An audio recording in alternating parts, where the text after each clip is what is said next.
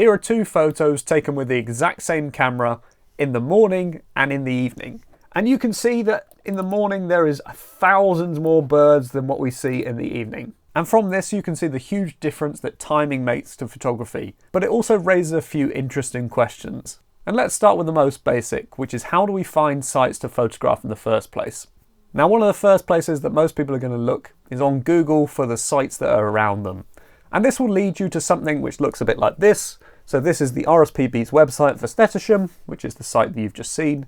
And this site is a really great example because not only does it show you what birds you can see there, but it also shows you the timings. This is incredibly important at this site because those huge flocks of birds are only going to be visible during high tides. Now, I think this is really great when it comes to photography. If we swap over to a site by the Wildlife Trust, this is College Lake. It's a disused quarry, which is not too far from me, which is really great for seeing wading, wintering birds. Now, these websites are really great for initially finding the species that we want to look at because it's filled with keywords which are going to bring it up in Google search. For example, if I want to go and see kingfishers in Buckinghamshire, for example, this site is likely to come up because it's full of references to kingfishers and it's obviously in Buckinghamshire. But not all sites are like this. Fortunately, there are other resources that we can use to help try and build a better picture should we want to visit this site. A personal favourite for me is using Instagram. So what we would do on here, I prefer doing it on my phone as well rather than doing it on the computer, is I'd search for College Lake. Now I know this in Tring. From here, I want to go to places and I want to find College Lake Nature Reserve on here. And this is going to show every photo that's been taken that's been linked to College Lake Nature Reserve. I can sort by recent to see if there's anything that's appeared there recently. And this as a resource is really great because it's going to show me the types of photos that people are taking. Obviously, it's dependent on people tying their photos to the reserve, but I think it's really good as a great starting point. Now, this will generally work better on very popular sites which are visited by lots of people, and which will have photos which are going to be added throughout the year. But hopefully it's a really good starting point for the types of photos that you can see, along with the types of species which are currently at these sites. For example, here I can see that someone's visited 5 days ago. They've seen the sort of usual wintering species, not something I'm massively interested in, but if I go to see the birds, I can see that back in November, another Richard was down there photographing cormorants and come away with some nice pictures. So if I wanted to visit College Lake Nature Reserve, then potentially I could go there and expect to get similar pictures to this. But what if you don't have Instagram? Well, there are other websites that we could potentially use as well.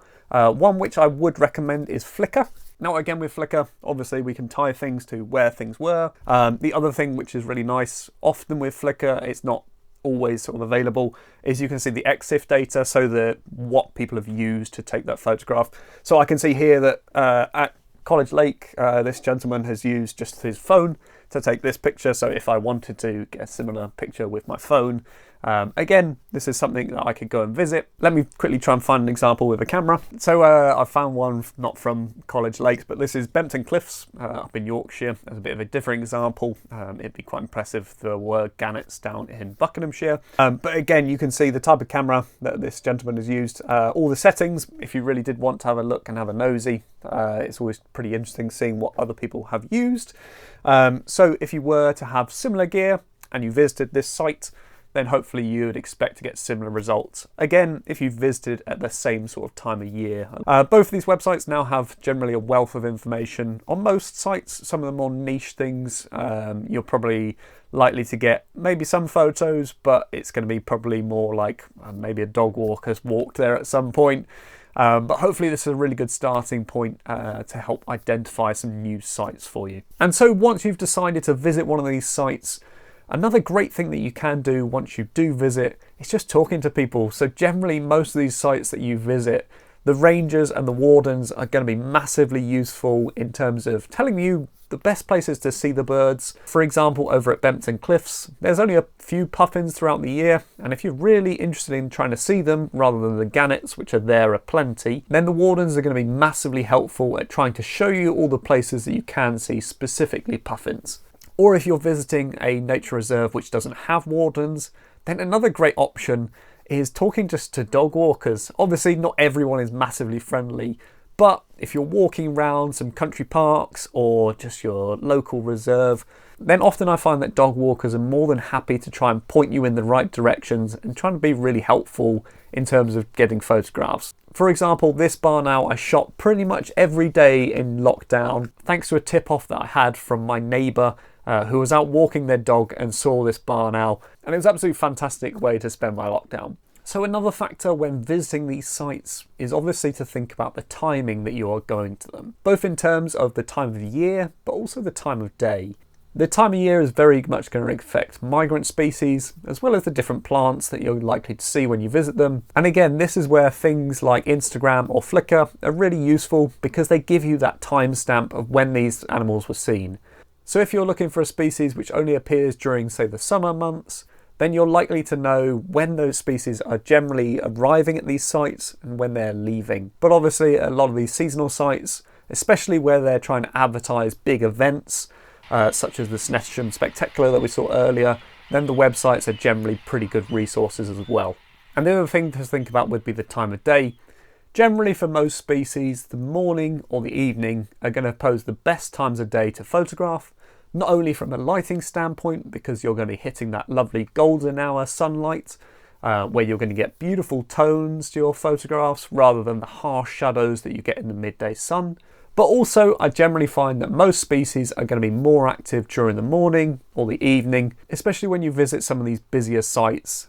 Often when it gets busier, the birds will start to move further away, and if you can stay nice and quiet, often you're going to get a better view if you visit during the quieter periods of the day. But also from a behaviour standpoint, a lot of species when they first wake up, they're going to be looking for that morning meal. Obviously the phrase going, the early bird catches the worm, and this higher level of activity and the birds going out feeding or the animals going out feeding means that you're more likely to come away with action shots rather than photographs of animals sleeping in the midday sun. And then when you are on the reserve looking for animals, what are some tips to help you get close to animals without spooking them and making them fly or run away? Firstly, I feel like it's important for me to say is that no two animals are the same, and this is true from between species. Obviously a lion is going to be more confident than a mouse, but it's also true within species.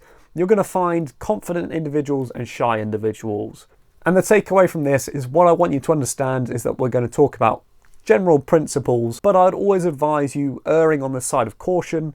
Obviously we want to come away with some nice photos. Personally, I feel like animal welfare should always come first. So with this in mind, here are 5 quick tips for helping you to get closer to animals. Number 1 is to move slowly. Obviously, if we're to run at an animal or to make sudden movements, this is likely to spook the animal. However, moving slowly gives the animal a chance to acclimatise to what you're doing, and it also gives you more time to sort of gauge how the animal is responding to how you're moving. When we're thinking about movement, it's always very important never to stare directly at the animal or to walk directly at the animal. For me, what I've found works best is to move in zigzags. Obviously still moving slowly, but by moving in zigzags, it doesn't look like you're directly coming at that animal and likely to spook it off. And going alongside walking slowly is obviously trying to walk quietly. If it is the middle of autumn, obviously think about what's under your feet. If there's crunching leaves, might be a bit more obvious than if you're walking on, say, grass. So again, walking slowly, walking softly. And whilst we're thinking about walking, then we should generally think about how visually obvious you are. As a nice rule of thumb, wear nice neutral looking clothes. It'll help you blend into the surroundings and make you not stand out. And that's going to give you a much better chance of getting closer to the animals. The next tip would be learning animal behaviour. The more we can learn about what an animal is thinking, the better that we're able to identify the signs of distress. This means that we can judge how our movement is affecting the animals, whether we need to completely stop still, whether we can go in a different direction, or whether we can proceed and the animal is generally okay with what we're doing. Now obviously there's loads of different species to cover, but hopefully this is a nice starting point for some of you. Maybe it's a subject for another longer video. Let me know in the comments if you are interested specifically in any species. I'll either try and answer them down there, or yeah, we'll maybe think about doing a longer video. Or maybe perhaps I can link a few resources down in the description down below. Do have a read in the comments and we'll see where that sort of naturally ends up. And finally, where possible, I like to use trees and bushes for cover.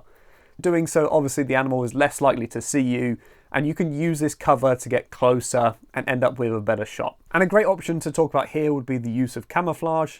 So this photograph I took here of this beautiful red fox, I took from lying in the middle of a public footpath, but I was covered in camo. The fox got really, really close before it even sort of sussed that I was anything at all, leaving me with this quite interesting, curious sort of look.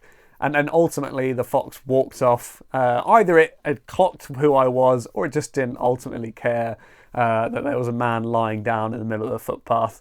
But an absolutely fantastic experience, and I love the photo so much. So I hope you found this video useful. If you did, be sure to subscribe for more videos just like this, and I'll catch you at the next one.